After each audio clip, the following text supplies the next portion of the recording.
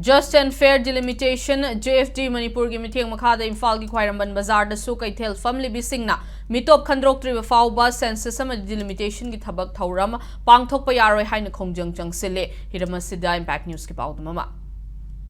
Biamno hujik mang ubiri ba satam muti Manipur da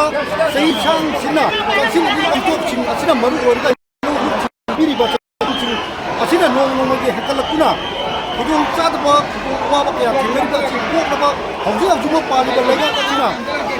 Sekarang kita lupa buku kibagi. Asal lupa tabak orang asing Manipur dah. NRC sana lupa batin dah. Miki bagi tabak ikat ni wahana.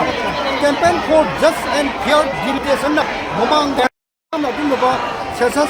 pangkop macam dah NRC pangkol kadang Mito pangkol macam ya. Sabcara macam ni. Tabak lepas bio. Mereka adun lupa pangkol kita juga sesas adun Mito pangkol Bapa bapung berjaya tu, you hari ini, aduh kongcam dia, kalau dia law korupsi, kasi bawa Manipur lega nak tapi dapat apa, dia government macam tuan memberi ni dapat department sini,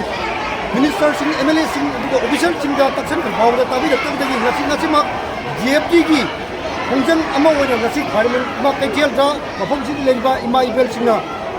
Manipur NRC sana apa macam dah, census pangkop ni hari ini kongcam Tansin bagi mami itu ni loh ni na hari ini kongcam nasi mango ini na Dagel partai lagi pak tu bawa Manipur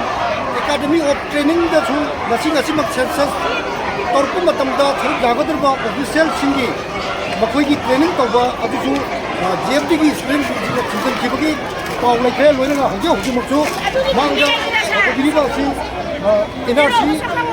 sana guna bukop bagi macam ni cokli wahai nak cing bukang cing tak kaya nak begitu macam hujung cuma makoi ki makoi polis Central Force Kukum Sab Shambagi Mami itu ni bang tu lima sistem masih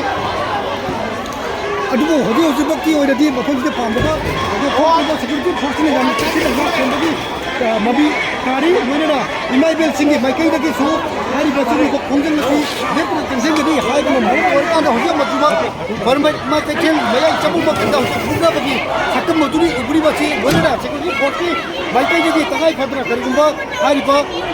tinggal pun honor pa sida imai bel singi bukai tu nak khai tu na honor apa di madu ni cakap saya kan itu bukan cari kami cari itu bukan ada security force tu makai jadi kari kerana